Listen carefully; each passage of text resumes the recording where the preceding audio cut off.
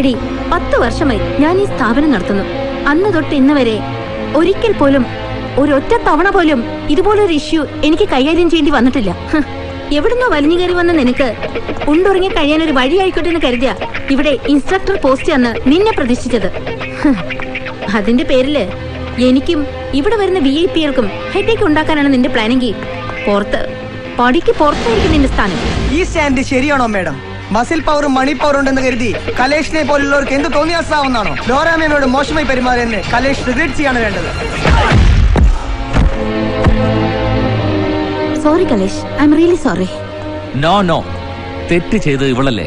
3 പ്രാവശ്യം കണ്ടിന്യൂസ് ആയി മിസ്റ്റർ കേരള പട്ടം നേടി എന്റെ മുഖം നോക്കി തന്നില്ല ഇവള്. നല്ല ചൂടുള്ള ഒരു അടി.